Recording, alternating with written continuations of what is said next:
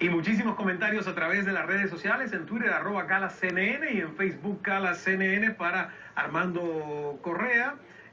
Hay por aquí alguien que dice que Gaby Espino está Gaby no debe estar bien. viendo el programa. Saludos, Gaby. Gaby no ha dado a luz todavía, ¿no? Gaby es bella. Bueno, la ves en la revista, Sí. ella me dice, ay, con esta barriga, no, niña, las mujeres embarazadas se ven bellísimas, yo siempre digo. Fotografía muy bien, la energía de Gaby es única y de verdad que me encanta. Bueno, nosotros estamos esperando justo que dé a luz, que salga la revista con el bebé. Que salga la revista con la exclusiva del bebé, que todo quede en la familia, Mira, porque como hemos dicho, People en Español pertenece a Time Warner, la empresa matriz de CNN. Te va a encantar tener a Gaby en español aquí. Y tener a Gaby acá, que ya hemos tenido a Giancarlo dos veces al principio del programa y luego acaba. Ya te toca a Gaby ahora. Ya toca a Gaby. Por ejemplo, hay muchas preguntas, hay muchos saludos, la gente muestra su alegría de que ahora pueda, aunque viva, por ejemplo, en Honduras, en Venezuela, en Colombia, recibir el contenido de People en español. Pero yo decía que tú como periodista y tantos años de lograr estas exclusivas, estas entrevistas, convencer a artistas, en este capítulo del libro, El Vacío, dices, cada vez que me enfrento a una entrevista me invade el temor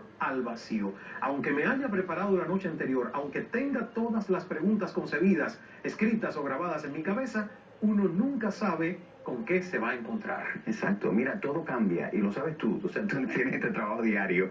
A veces tú te preparas, tienes todas las preguntas, pero también depende de tu entrevistado, qué energía tenga, en qué mood esté ese día, cómo se levantó, si se levantó con el moño virado, como dicen en Cuba. Pero es increíble, te voy a poner un ejemplo. O sea, yo he entrevistado varias veces a Luis Miguel. Yo debía hacer un libro sobre las entrevistas, lo que pasa detrás de las imágenes. Sobre todo con Luis Miguel, que da muy pocas entrevistas, ¿no? Mira, lo de Luis Miguel una vez, acuérdate que la oficina está en Nueva York. Me dicen, Luis Miguel te va a dar la entrevista, te voy a poner un ejemplo, mañana en Miami. Tomo un vuelo y voy para Miami, me quedo en un hotel. ¿Dónde va a ser la entrevista? Ya te diremos.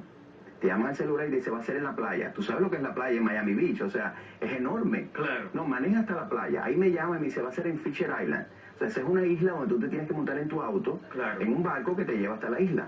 Es una isla grande también, entonces, ahí te va a estar esperando alguien vestido de negro. Entonces son las anécdotas que de pronto te recoge alguien, deja tu auto, te vas en un carrito de golf, te lleva a un restaurante, yo saco mi grabadora, todo. Y me dicen, no, la entrevista no es aquí, recoge todo. Y de pronto caminamos y me dicen, quítate los zapatos. Subimos al yate de Luis Miguel y es mi primera entrevista que yo hago descalzo con Luis Miguel, que después apareció perfecto. Yo no tengo cámara, esto es solamente una grabadora para darme la entrevista. Estas son las cosas que te pasan con los personajes. En ese momento, me acuerdo, salgo de la entrevista y llegaba Mirka en un carro, en ese momento estaba de romance con Mirka de Llano. Pero es interesantísimo porque después que tú tienes estas personas y sabes que tú lo tratas con respeto y sabes que tu historia va a ser fiel y él sabe que yo todas las citas se las respeto, yo no las manipulo de ninguna manera, hay una confianza, hay un momento que llegan y se desahogan y te dicen cosas que tú no esperabas que te dijeran. Esa es la sorpresa, ese es el vacío que a veces tú dices, lograré algo más, lograré algo fuerte, lograré algo interesante. Tú nunca sabes qué va a suceder. Yo siempre voy con esperanza y digo, Dios mío, ¿qué va a pasar hoy?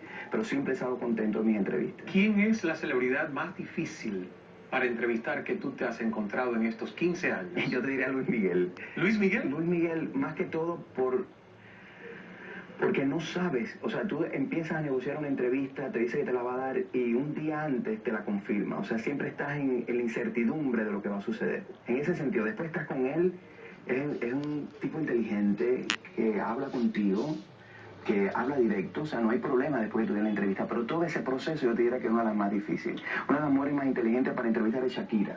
Yo estuve en las Bahamas con ella, me acuerdo que fue en el proceso, yo estaba de hacer a Emma, perdía los embriones, se perdían los embarazos, yo estaba bajo un estrés muy grande y mi editor me dice, Shakira quiere que tú seas el único que la entreviste, tienes que irte para las Bahamas y tienes que ir para allá.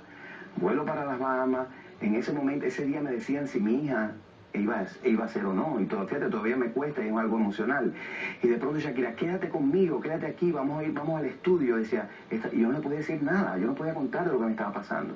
De ahí salgo, me dejan en el aeropuerto, el celular no funcionaba, tuve que hacer una llamada de un teléfono público para decirme que bueno, que sí, por fin uno de los embriones se habían pegado y por eso tuve a mi hija.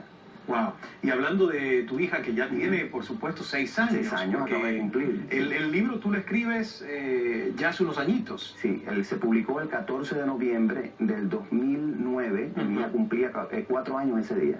Ahora tienes 6 años, tienes 2 hermanos mellizos. Ana y Lucas, que tienen 2 años. Ana y Lucas, que tienen 2 añitos. ¿Y tú siempre sentiste la necesidad de ser papá? Yo siempre quise ser papá. Yo creo que siempre digo que es porque yo crecí sin un papá. Mi mamá y mi papá se divorciaron cuando yo tenía 2 años. Él no fue un mal papá, simplemente fue un papá ausente. De pronto vine para acá y yo lo traté de rescatar cuando nació mi hija. Mi hija me unió un poco a mi papá de nuevo. Lo invité un poco para que mi hija tuviera fotos con sus abuelos y conociera un poco su background también, y lo tuviera cuando creciera, viera todas las fotos que existían. Y más que nos distancia, pues mi padre vive en Cuba. Y no estoy resentido, o sea, simplemente ahí, yo siempre digo que hay familias de todo tipo, hay familias de 2 papás, 2 mamás, una mamá, un papá solo, o sea, cuántas madres solteras no hay también, y saca adelante a sus hijos. Pero ¿cuál es la experiencia de tener este tipo de familia alternativa, digamos, 2 papás? Ya a los 6 años, Emma se pregunta, o ya tiene muy clara la foto de familia. Mira, Emma, cualquiera que le pregunte, ya sabe que tiene 2 papás. Y ese cuento, ella lo sabe. Ella sabe que hay niños que no tienen ni mamá ni papá. Hay niños que tienen una sola mamá, hay niños que tienen 2 mamás, hay niños que no tienen ni mamá ni papá. Ella creció, ella sabe todo su proceso. Yo recuerdo cuando ella entró en kindergarten, la maestra de pronto de lectura nos dijo, nosotros hemos quedado asombrados porque ella contó con lujos de detalle, o sea, por supuesto, en la mentalidad de una niña, de que papá había puesto un gusanito, la donante de óvulo, que no puedo decir el nombre, dio un huevito, lo mezclaron en un platito, se lo pusieron en la barriga a Mary, y entonces ahí nací yo. Ella se sabe su historia. Ellos para eso, tú sabes, yo no creo, en mi casa no hay nada escondido. Claro. Hay fotos de todos, de la donante de óvulo, de Mary, que es la madre de su coronación, que si puedo mencionar su nombre, embarazada, de los mellizos, o sea, ellos han crecido con esa imagen. Esta es una excelente escuela donde no hay conflicto. Yo siempre digo que los conflictos los tienen los demás, no nosotros. O sea, los demás, tú sabes, tienen que aceptar. Yo acepto y tolero a todo el mundo. Claro, pero los conflictos, sobre todo, te pregunto, porque los niños, cuando empiezan a socializar con otros niños, claro, y ven, ¿no?, la familia de mamá y papá, y tienen que empezar a dar explicaciones, a lo mejor el conflicto no está en ellos, sino en los otros que empiezan a preguntarles, ¿y por qué tu familia es diferente? No, casi siempre dice, Emma, tú tienes 2 papás. Inclusive, hay niños que le han dicho a la mamá, mamá, yo quiero tener 2 papás, porque 2 papás son más fuertes, los cargan, se cargan en el parque. De pronto nos han venido a decir, hoy mi hijo ha llegado a decir que quiere tener 2 papás. Pues de todas formas, el otro papá no trabaja, se dedica con los niños, entonces van al parque, van a todas partes, y son más activos. Vamos a hacer una pausa. Cuando regresemos, yo quiero ir a un capítulo del libro donde tú cuentas el miedo tuyo a ser infértil y a no poder incluso tener la posibilidad de, a través de la inseminación artificial, poder tener ese hijo anhelado, que en ese momento era tu mayor sueño. Y cómo ni te pasó por la mente buscar una segunda opinión cuando un primer médico te dijo que tus espermatozoides no podrían fecundar un óvulo. Ahí nos quedamos, hacemos una pausa, regresamos enseguida con más de la historia, ahora su propia historia de vida, de Armando Correa, director editorial de People en Español, autor de En busca de Emma, 2 padres, una hija y el sueño de una familia.